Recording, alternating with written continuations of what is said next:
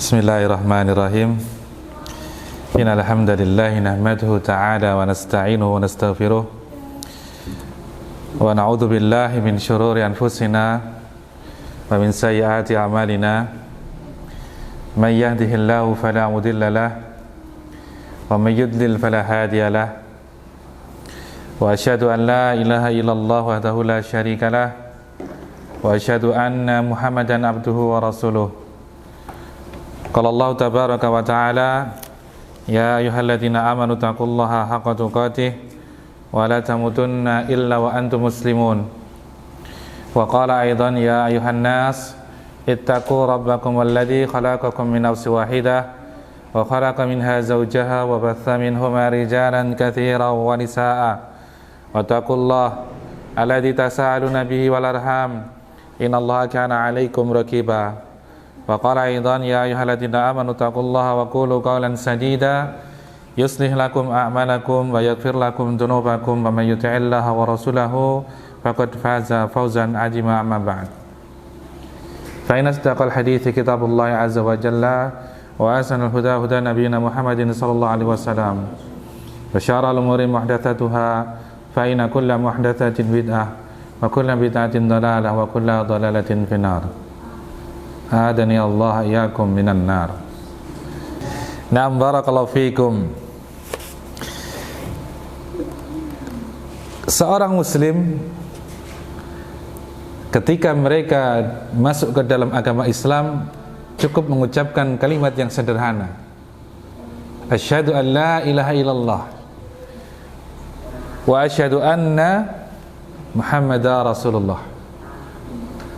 Tetapi ucapan itu meskipun sederhana, tetapi ucapan itu adalah ucapan yang besar.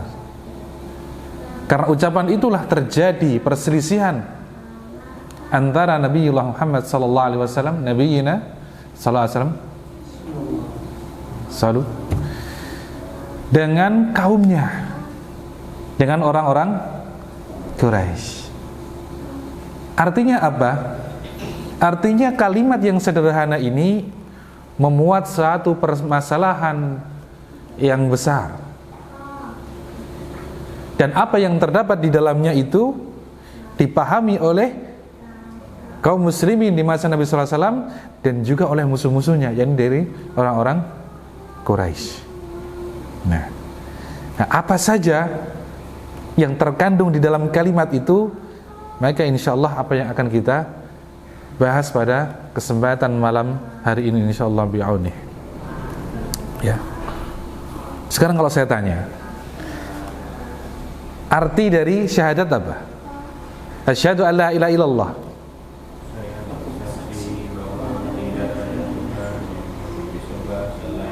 Nah, tidak ada Tuhan yang berhak disembah selain Allah. Terus kalau ada orang yang menyembah selain Allah bagaimana? Apa yang antum lakukan? Apa kalimat tadi? Tidak memberikan konsekuensi sesuatu ketika kita mengatakan asyhadu an la ilaha illallah la ma'budan bihaqqin illallah, tidak ada yang hak disembah kecuali Allah. Kemudian kita melihat ada orang-orang yang menyembah selain Allah. Kemudian apa yang antum lakukan?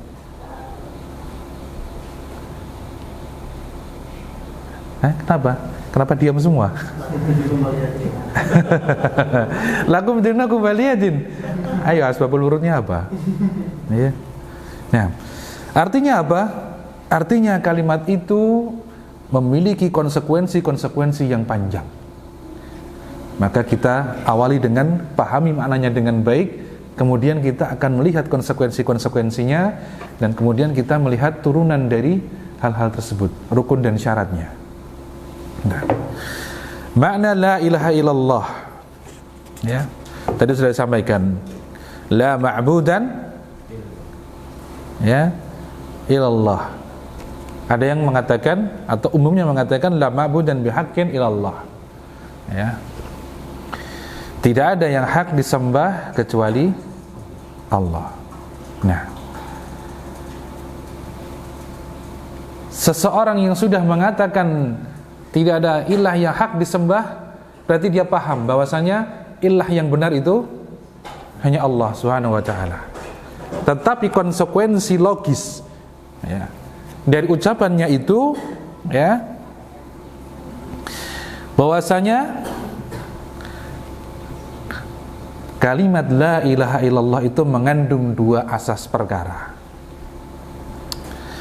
Yang pertama, al-amru bi'ibadatillahi wahdah la syarika lahu.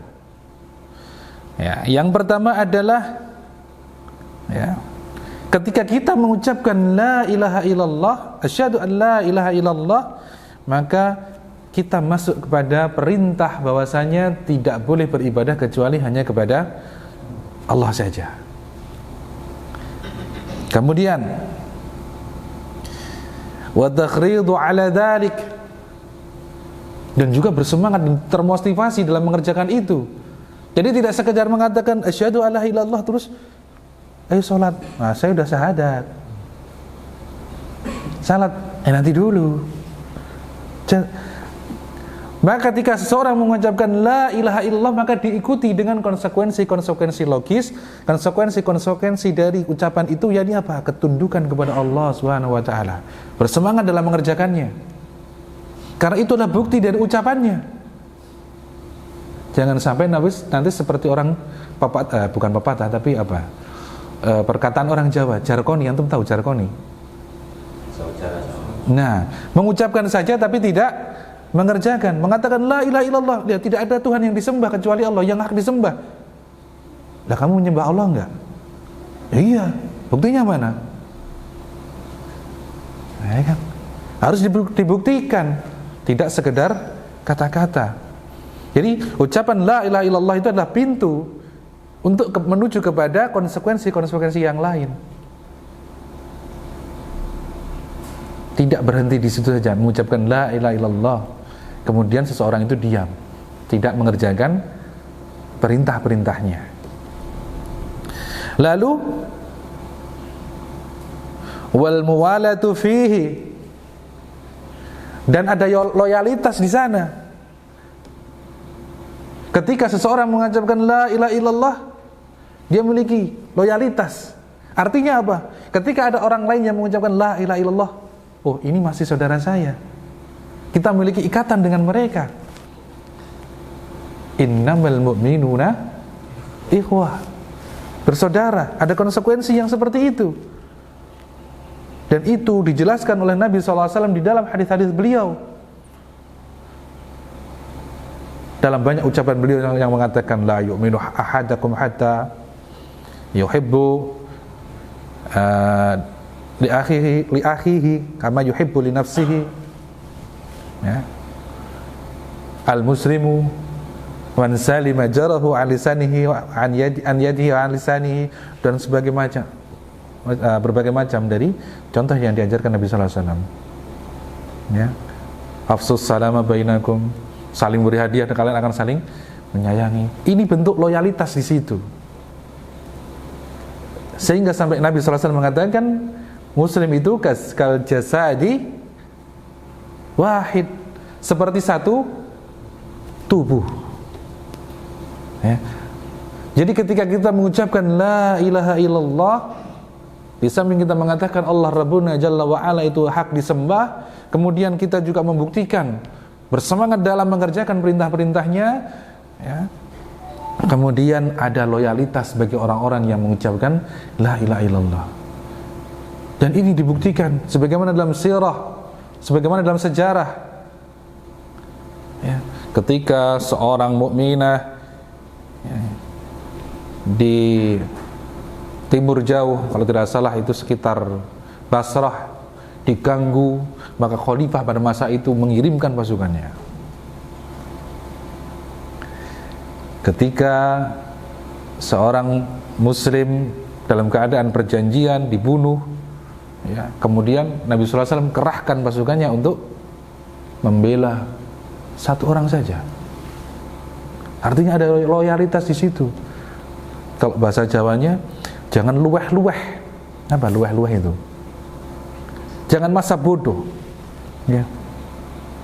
Meskipun riwayat yang mengatakan barang siapa yang bangun pagi tanpa memikirkan umat ini maka bukan golongan dari umatku, ini adalah hadis yang dipermasalahkan para ulama karena kedhaifannya. Ya. Tetapi seorang muslim harus memiliki loyalitas, menganggap saudaranya muslim, ya, sehingga mereka merasakan yang namanya senasib sepenanggungan. Kalau mereka merasakan sedih, kita pun rasa sedih. Atau para bahasa sekarang, bahasa canggihnya apa? Simpati dan empati. Betul ya? Nah, kemudian kalau sudah ada loyalitas, berarti ada kebalikannya dari loyalitas. Bara'. Ya, ini apa? Ya. Wa takfiru man tarakahu, dan meyakini kafirnya orang-orang yang meninggalkan hal itu. Jangan kemudian lakum dinukum waliyadin dimaknai kita menuju kepada Allah, mereka juga sama, cuma jalannya beda-beda. Allahu Akbar. Ini hadal qaul, ucapan ini kufur kepada Allah Rabbuna Jalla wa Ala. Loh, kenapa bisa dikatakan kufur? Allah Subhanahu wa taala mengatakan inna dina indallah al-Islam. Sesungguhnya agama yang dianggap di sisi Allah hanyalah Islam.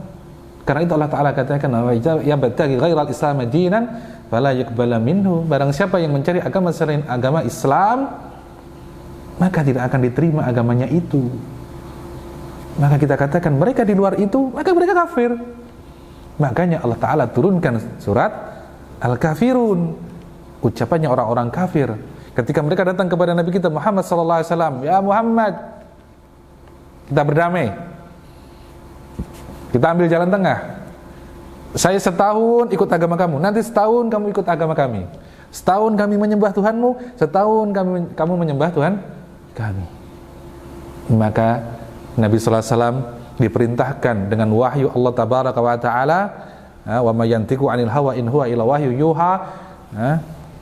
Nabi sallallahu alaihi wasallam berucap kecuali dengan wahyu, beliau mengatakan kul ya ayyuhal kafirun, ya, wahai orang-orang kafir, dan seterusnya, aku tidak menyembah apa yang kamu sembah dan kamu tidak menyembah apa yang aku sembah.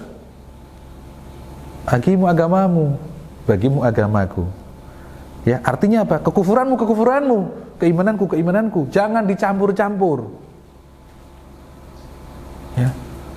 Sampai datangnya orang-orang di masa ini yang mereka yang membuat menyamarkan garis jelas itu dengan mengatakan jangan mengatakan kafir orang-orang kafir. Aneh ini. Ya.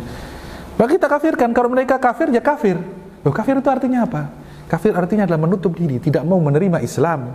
Kalau mereka tidak menerima Islam, maka secara syariat dikatakan kafir. Kafir bukan hal yang jelek. Ya. Sebagaimana anak sekolah itu, ya, sekarang bahasanya diperhalus. Ada yang pintar, ada yang kurang pintar. Ya. Jadi yang sekolah itu semuanya pintar semua. Ya. Padahal yang goblok juga ada. Iya kan? Ini kalau nggak pernah masuk, nggak pernah belajar, nggak pernah ini, nggak paham-paham. Ya memang keadaannya dia seperti itu. Bukan aib. Kalau itu menghina, mengejek, itu namanya baru. Tapi kayak kalimat ini, kalimat kafir ini bukan mengejek. Karena sesuatu itu dikotomi. Ada muslim, ada kafir. Ya, sering dipakai dalam bahasa kita, ada muslim dan muslim. Ada warga negara dan non warga negara. Kalau pakai kaidah itu, pusing antum. Ada hitam dan non hitam, ada merah dan non merah, ada apa lagi? Ada benar dan ada non atau tidak benar. Membuat istilah yang menyusahkan diri. Nah, kemudian asas yang kedua yang dibangun dari konsekuensi logis dari syahadat ini, yakni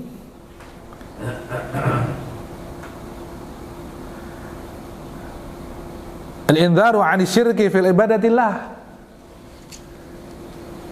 memperingatkan, menjauhi, ya, dari kesyirikan kepada Allah Subhanahu wa taala. Karena kita mengatakan la ma'budan bihaqqin illallah, tidak ada yang diibadahi dengan benar kecuali Allah. Maka jangan sekutukan Kalau menyekutukan berarti percuma kita mengucapkan kalimat itu. Bahkan itu berdusta di hadapan Allah Rabbuna Jalla wa'ala, na'udzubillah. Ya. Kalau sudah mengatakan, ya Allah, enggak ada Tuhan selain Engkau yang hak disembah, ya jangan menyembah selainnya. Ya. Apalagi menggunakan kaidah-kaidah yang tidak masuk akal. Seperti apa? Seperti mengatakan Tuhan itu turun menjadi anak manusia untuk dia menjadi penyelamat. Ya berarti sebelum Tuhan turun tidak ada yang selamat. Oh tidak, itu dulu kepada Ibrahim. Ibrahim begini. Itu kan pikiran ente. Ya. Atau yang mengatakan, oh ini ada Tuhan itu turun, kirim anaknya, dan dia adalah Tuhan. Karena apa? Karena dia bisa mengimlakkan Torah yang sudah hilang. Tahu siapa? Orang yang menuliskan Torah kedua kali, Uzair. Ya.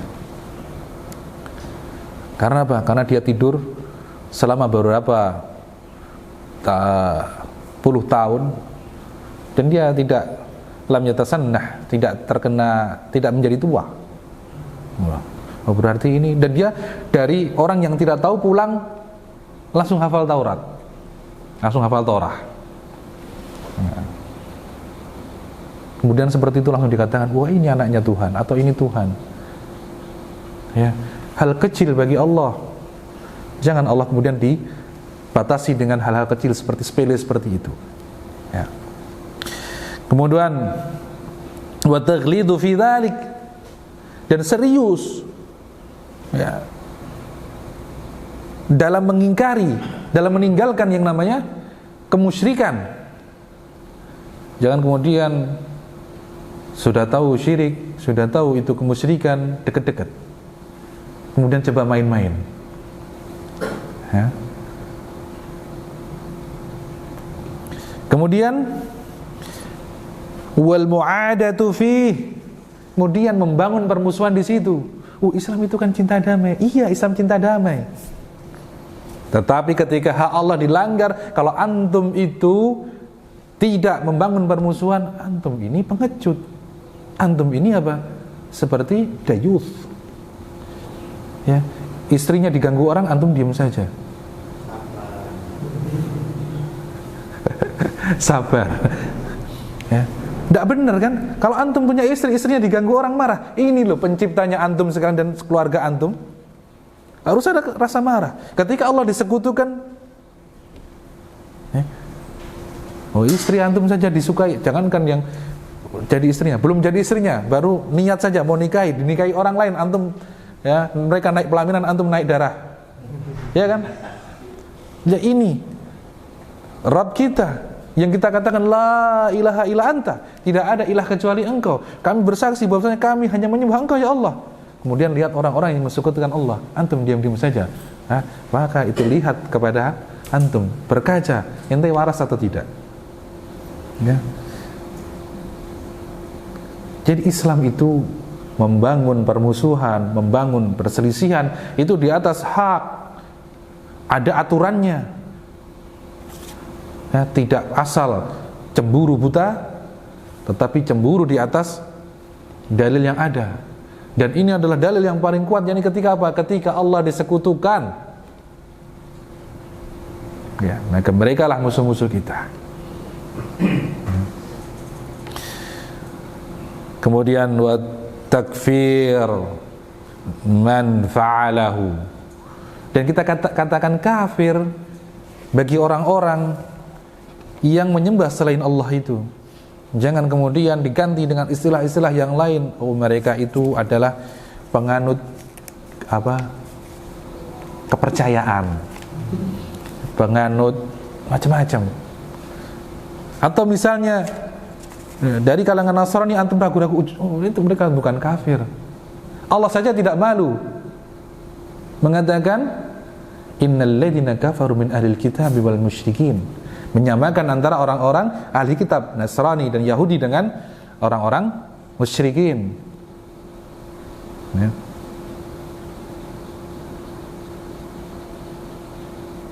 Ayat tadi benar kan? Ada di surat Al-Bayyinah kan? Allah tidak malu kan mengatakan mereka itu orang-orang kafir. Lalu kenapa kita harus malu mengatakan mereka orang-orang kafir? Loh, kafir itu kan maknanya tidak beragama. Antum dapat dari mana pemahaman seperti itu? Tafsirannya tidak seperti itu kata-kata kafir itu. Barakallahu fikum. Ya. Nah, tadi kedua konsekuensi atau asas dibangunnya kalimat la ilaha illallah. Nah, la ilaha illallah la ma'budan bihaqqin illallah. Nah, kalimat ini mudah diucapkan, tetapi memiliki konsekuensi yang seperti tadi, dan juga ini memiliki kabar gembira yang menyenangkan. Nabi SAW bersabda, "Man mata wa huwa ya'lamu annahu la ilaha illallah dakhalal jannah." Barang siapa yang dia mati dan dia mengetahui bahwasanya tidak ada ilah yang hak disembah, maka dia masuk surga, kata Nabi SAW. Ya. Kalau hari ini ada orang yang tidak paham makna la ilaha illallah, maka dia kalah pinter dengan Abu Lahab, Abu Jahal, yang ketika Nabi SAW diutus, mereka mengatakan, "Ma na'buduhum." Kami itu enggak nyembah berhala-berhala.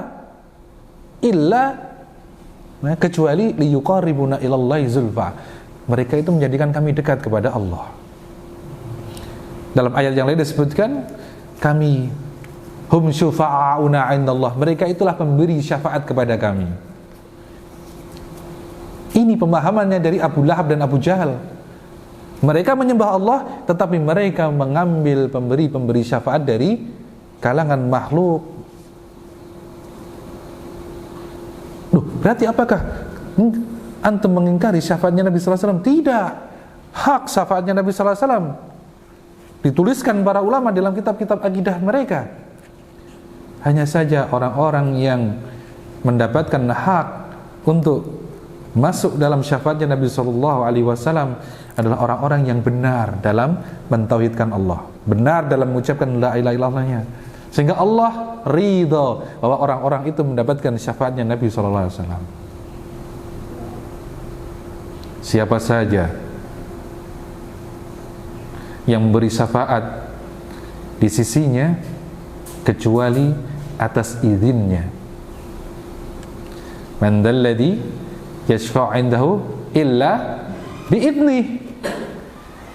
Ayat yang kita hafal semua, ya, apalagi yang suka ruqyah mana ya, tukang ruqyahnya ini hafal ayat itu, ada dalam dalam ayat kursi. Tidak ada yang beri syafaat di sini kecuali setelah Allah izinkan, dan itu man ini luas maknanya, siapa saja, hatta nabi, hatta malaikat, ya. Sehingga nggak bisa meminta langsung, ya Rasulullah berikan kami syafaat. Maka kita berdoa, ya Allah, karena syafaat nabimu itu hak, izinkan kami untuk mendapatkan syafaat Rasulmu, karena asy-syafi' huwa Allah, ya, karena yang pemberi syafaat aslinya adalah Allah Subhanahu wa taala. Allah berikan keistimewaan kepada Nabi kita Muhammad SAW berupa syafaat. Oleh karena itu jangan sampai pemilik syafaat yang sudah dibagi-bagikan ini mengharamkan, naudzubillah, syafaat Rasul kita SAW kepada kita, ya.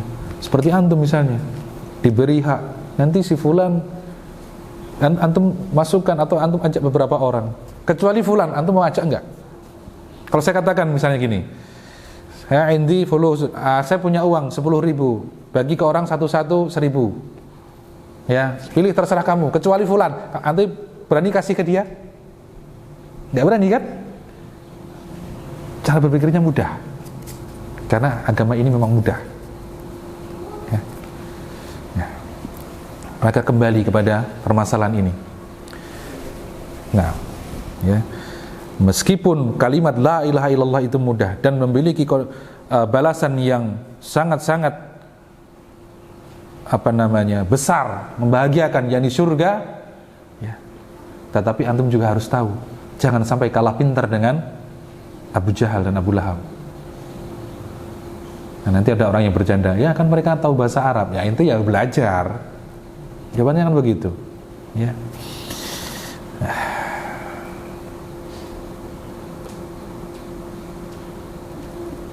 Nah, kemudian ya,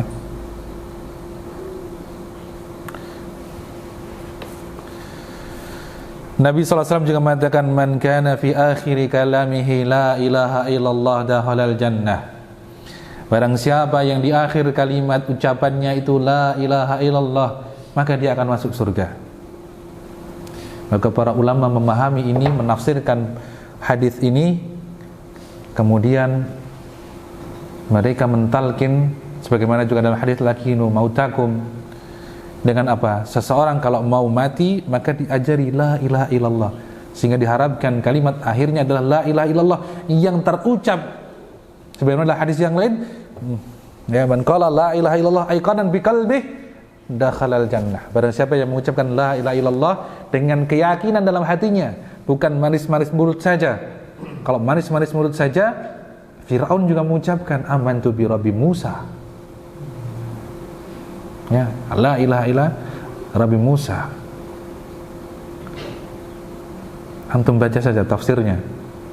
Ketika Fir'aun itu mau tenggelam, ya, kalimat itu tidak sampai ke dalam hatinya.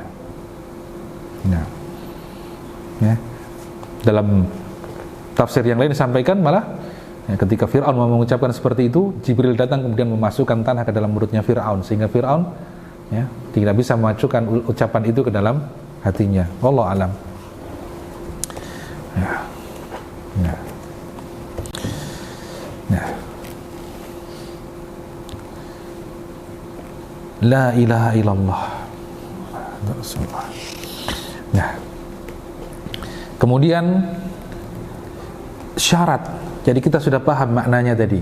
Konsekuensinya sudah paham tadi. Kemudian balasannya dengan ucapan yang sederhana itu kita bisa masuk surga. Ya.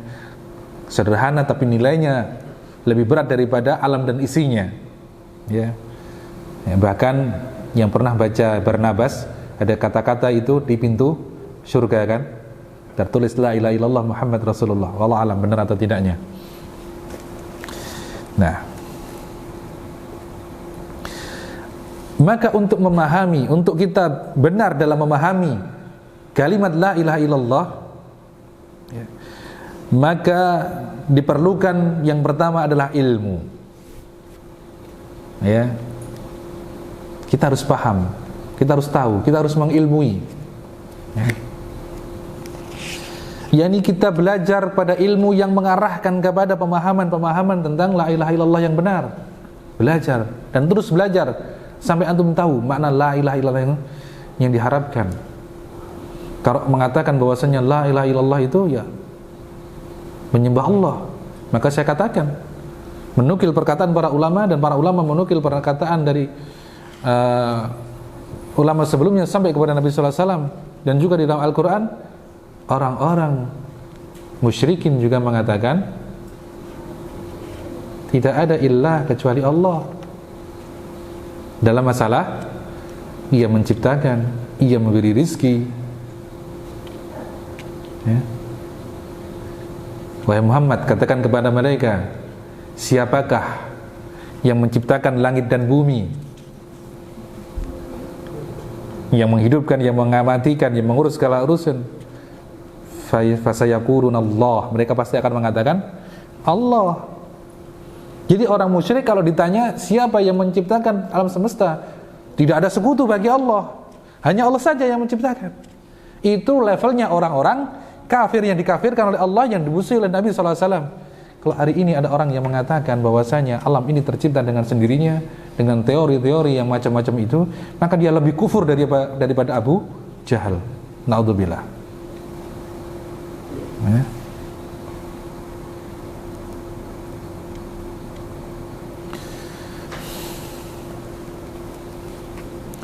Nah, kemudian yang kedua adalah dia harus yakin. Jadi ucapannya itu dia yakini, dia nggak ragu, bukan sekedar ikut orang, tapi ucapan itu terpancar dari hatinya, ya, tidak ada syak, tidak ada keraguan. ini menurunkan banyak sekali, termasuk tadi asas-asas tadi. Kalau orang yakin bahwasanya Allah itu hak yang disembah, maka yang menyembah selain Allah itu maka batil. Fama ya'budu min dunihi fahuwa al-batil. Allah sudah jelaskan, apa yang disembah selain Allah maka itu batil. Maka penyembahnya mereka harus kepada yang hak. Kalau mereka enggak mau, maka mereka menutup diri dari kebenaran, maka mereka kafir. Karena menutup itu namanya bahasa Arabnya adalah kafara. Kafara yukafiru kafirun. Ya. Sharafnya seperti itu kan. Fa'ala yaf'ulu fa'ala yaf'ulu fa'lan wa maf'alan wa huwa fa'ilun. Ya. Kafirun. Ya. Kedudukan fa'ilnya. Nah, ya. Allah Ta'ala katakan, innamal mu'minuna alladzina amanu billahi wa rasulihi thumma lam yartabu wa jahadu bi amwalihim wa anfusihim fi sabilillah ulaika humus shadiqun. Sesungguhnya, ya, kalau kita belajar ilmu bahasa Arab yang tingkatannya sedikit naik, innama itu maknanya di sana adalah mubalaghah, dan juga ada pembatasan di sana. Innama menyangatkan, apa bahasa hiperbolik ya, hiperbolik tapi membatasi. Innama al-mu'minu, sesungguhnya yang orang yang beriman itu hanya, nah seperti itu, yang mana mereka beriman kepada Allah dan tidak ragu dalam keimanannya. Ya. Karena iman itu kadang naik dan turun. Belajar dan belajar, mendekat dan mendekat, lakukan ketaatan, sering berkomunikasi dengan Allah Subhanahu wa taala. Ini apa? Baca Al-Qur'an. Agar apa? Bertambah keimanannya. Dalilnya di mana? Wa idza tuliyat alaihi ayatihi zadatun imanan wa ala rabbihim yatawakkalun. Dan surat Al-Anfal. Ya. Caranya untuk kita menambahkan keimanan ya banyak-banyak baca Al-Quran. Ya. Kemudian, ya, al-qabul, menerima. Artinya ketika kita menerima konsekuensi dari la ilaha illallah, melahirkan tadi ketundukan. Bukan hanya sekedar tunduk, tetapi kepada al-harid, ya, termotivasi, semangat untuk mengerjakan perintah-perintah Allah. Jadi sebagaimana dikatakan oleh para alim, para arif, ibadah yang dilakukan itu ada beberapa tingkatan. Dan tingkatan tertinggi adalah seseorang itu beribadah karena cinta. Cinta merupakan buah dari penerimaan. Ya. Ini yang masih muda-muda ini, kalau sudah jatuh hati, ya, suruh datang biarpun hujan badai, ya. Sampai ada pepatah mengatakan apa? Lautan apiku seberangi, gunung kudaki, gerimis nggak datang. Itu. Karena ketika menerima, kita sudah menerima, mengatakan bahwasanya la ilaha illallah, Allah yang paling kita cintai, Allah kita sembah, tidak ada yang lain, maka konsekuensi dari itu kita menerima apapun yang datang dari Allah. Tidak ada lagi penolakan, tidak ada lagi kata-kata mengatakan, wah ini kayaknya syariat ini begini dan begitu. Ya, makanya para sahabat itu ketika mendapatkan apapun dari Rasulullah SAW, mereka mengatakan, sami'na wa ata'na. Itulah al-qabul. Ya, beda dengan orang Yahudi.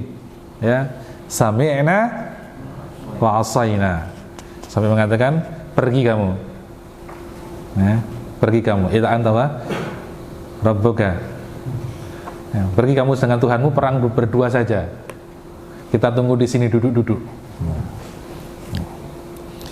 Nah, kemudian selanjutnya adalah, ya, al-inqiyad, Al-inqiyad maknanya adalah kita bersemangat ya, menerima kemudian mengerjakannya. Tidak sekedar diterima saja, tidak sekedar diyakini saja, tapi direalisasikan dengan penuh semangat dan ketundukan. Nah, kemudian jujur ya. Jujur dari hatinya. Tidak sekedar ya hanya karena ikut-ikut, hanya karena tekanan dari kiri kanan, ya, hanya sekedar ya cari sensasi, apalagi pingin bahasa sekarang apa namanya, viral ya, dari kafir kemudian masuk Islam cuma pingin viral, naudzubillah ya. Kemudian ikhlas, memang hanya Allah saja dalam hidupnya.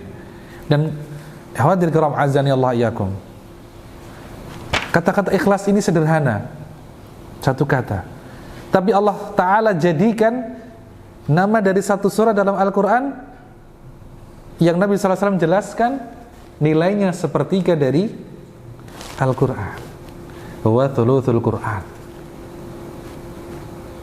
Ikhlas. Qul huwallahu ahad, katakanlah Allah itu satu, tidak berbilang atau esa. Allahus samad, Allah itu tempat kita bergantung kepadanya. Lam yalid wa lam yulad, ini menafikan dari orang-orang ahli kitab, tidak beranak dan tidak diperanakkan. Walam yakul lahu kufuwan ahad, dan ini menafikan segala bentuk peribadahan kepada selain Allah, dan tidak ada setara. Tidak ada yang namanya batu, tidak ada yang namanya pohon yang mendatangkan madharat, tidak ada mendatangkan manfaat. Hatta itu jembatan-jembatan tidak akan mendatangkan ya, karena masih ada kan orang yang pasang sesaji di jembatannya. Alam yakul lahu kufuwan ahad, maknanya sampai seperti itu. Sehingga manusia yang paling paham seperti ini, yang pertama kali paham masalah ini ya, adalah para nabi. Dan yang pelajarannya disampaikan kepada kita karena peliknya permasalahan di masa itu, sampai beliau mengucapkan satu kalimat yang semoga ini menjadi kalimat yang kita pegang. Innas salati wa nusuki wa mahyaya wa mamati lillahi rabbil alamin. Maka Ibrahim alaihissalam berpegang kepada itu, tidak takut ketika dihadapkan kepada Namrud. Siapa yang menghancurkan, siapa yang melakukan kepada ilah-ilah kita ini? Ada seorang laki-laki yang katanya seorang pemuda yang namanya Ibrahim. Kemudian dengan keyakinannya itu Ibrahim dibakar. Takut tidak Ibrahim? Nah, kemudian karena memegang akidahnya seperti itu, dia berpisah dengan bapaknya. Dia tinggalkan negerinya. Dia berjalan ya, dari timur, kalau sekarang mungkin di sekitar Irak, sampai ke daerah Mesir. Tinggalkan orang keluarganya, tinggalkan negerinya, nggak takut. Pun pendidikannya beliau alaihissalam kepada keluarganya, kepada Hajar, ketika ia tinggalkan Hajar dan putranya yang masih bayi, di mana? Di satu lembah namanya Bakah kalau dulu, sekarang jadi Makkah ya, Fiwaidin, dalam satu lembah yang tidak, karena memang Makkah itu lembah dan dikelilingi oleh gunung-gunung. Hajar bertanya, Allah atau Allah ya'muruka, apakah Allah yang memerintahkan? Iya. Ya, kalau seperti itu berarti Allah tidak akan menyia-nyiakan aku. Coba bayangkan kalau antum punya istri seperti itu. Ana mau berangkat. Untuk apa? Untuk rehlah thalabul ilm. Tinggal ini ada uang ini sekian-sekian. Gimana kira-kira? Pasti istri akan beralasan macam-macam. Tapi kalau istri antum dididik di atas akidah yang kuat, Tuhan ini belajar, jalanlah Atau jangan jauh-jauh, misalnya anak antum mau belajar, maka zaman dahulu para ulama itu melakukan perjalanan jauh, tinggalkan keluarganya. Sampai yang terkenal itu suratnya Al-Imam Syafi'i, ditulis di dalam penjara, ya ummi lau kana li jannahain, kalau aku itu punya 2 sayap, aku terbang untuk menemui engkau. Karena mereka berpisah, orang tuanya paham anaknya ini menuntut ilmu, gak ada kekhawatiran pada mereka, ya. Innas salati wa nusuki wa mahyaya wa mamati lillahi alamin. Pun demikian dengan didikan Ibrahim alaihissalam, yakni pada putranya, ya. Falama, maka tatkala balagha sa'ya, sampai pada usia yang dia itu bisa diajak bekerja, ya, Nabi Ibrahim bermimpi, arafi manami adbahuka, aku melihat dalam mimpimu aku menyembelih engkau. Apa kata Ismail, pemuda, kalau sekarang baru fitnahnya ini para pemuda ini goyang-goyang di TikTok seperti bebek mau bertelur, ya. Tapi apa yang diucapkan oleh Ismail, if'al ma tu'mar, kerjakan apa yang Allah perintahkan kepadamu wahai ayah. Ini perintahnya dalam untuk menyembelih dia loh. Menyembelih itu antum tahu, ya, mengerikan kan sembelih itu. Coba antum kalau dikatakan antum mau dihukum, hukumnya apa? Hukuman sembelih, kira-kira langsung gimana? Tapi Ismail tahu ini perintahnya dari Allah, if'al ma tu'mar,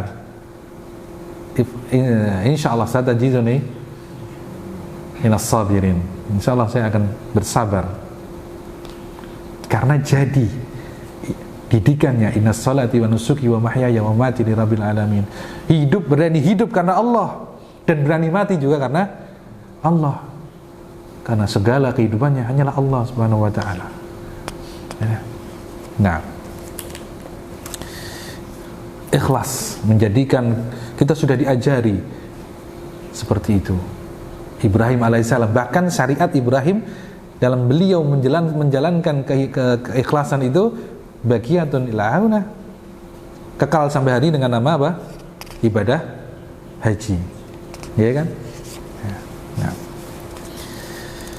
Kemudian mahabbah, cinta, ya, sebagai konsekuensi logis, ya, dari segala hal itu bahwasanya Allah memang yang segalanya, Allah yang nomor satu dan seterusnya, maka hal itu menjadikan seseorang itu tiada lain kecintaannya hanya kepada Allah subhanahu wa ta'ala saja. Sehingga apapun yang diikatkan dengan Allah subhanahu wa ta'ala, baik itu urusan dunia yang berupa wanita, berupa harta, bahkan ilmu, kalau itu diikatkan untuk Allah subhanahu wa ta'ala, maka akan menjadi mulia. Cinta kepada wanita memang itu fitrahnya manusia, tetapi kalau cinta kepada wanita karena Allah, maka Allah akan turunkan sakinah, ketenangan di sana, mawadah, rasa cinta, karena Allah yang membolak-balikan hati. Bisa jadi hari ini cinta, besok benci. Tetapi kalau itu disandarkan kepada Allah, cintanya memang karena Allah, maka Allah akan kekalkan rasa cinta itu dengan kehendaknya. Ilmu, kalau itu disandarkan kepada Allah, maka Allah akan kekalkan ilmu kepada dirinya.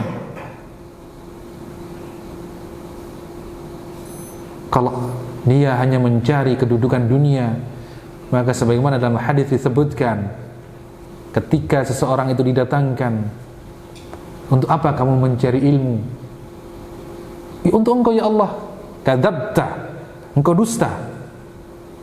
Engkau mencari ilmu agar dikatakan engkau itu seorang alim, sehingga kalau orang alim kemudian urusan dunianya mudah, dapat uang, dapat kedudukan, dapat kehormatan dan sebagainya, ya.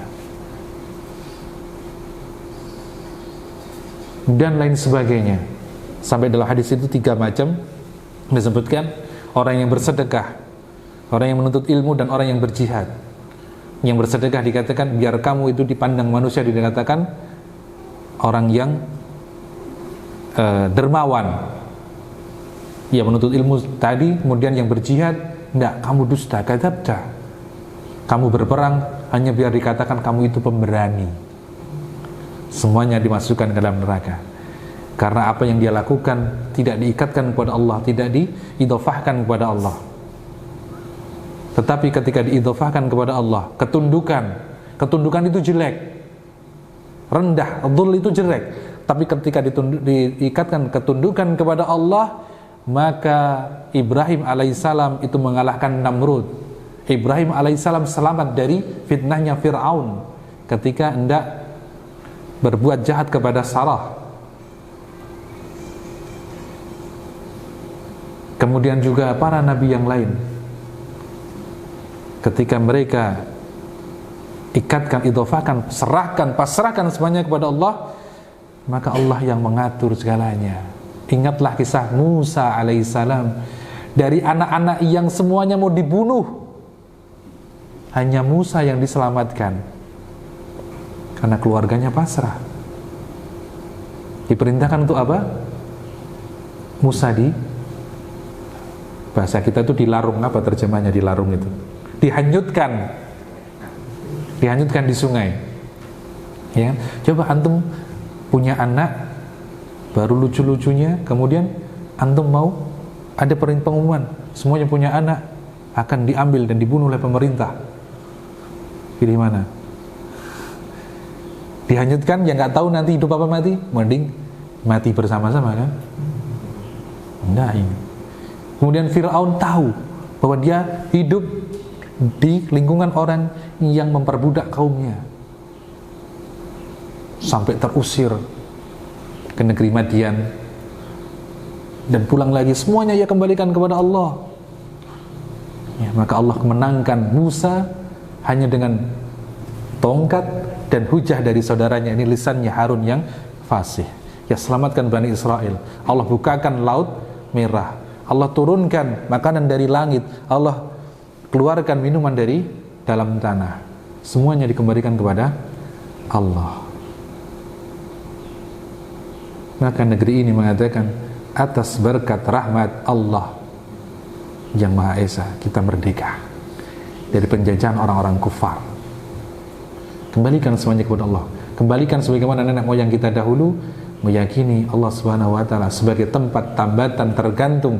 Karena makna al-ilah, kata Imam As-San'ani yang dinukil oleh Syekh Abdullah Al-Jibrin, adalah tempat di mana hati itu selalu tergantung, tempat di mana hati itu selalu terikat badannya. Kalau bahasa Jawanya itu kemantil-mantil.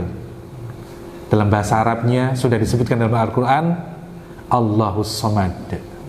Allah tempat segala sesuatu tergantung, Allah tempat hati itu selalu terikat padanya. Wa ilahuna naktafi, kita cukupkan sampai di sini. Barakallahu fiikum. Wallahu a'lam bissawab. Wa sallallahu ala nabiyyina Muhammadin wa ala alihi wa sahbihi wa barik wa salam. Wa akhiru da'wana alhamdulillahi rabbil alamin. Wassalamualaikum warahmatullahi wabarakatuh.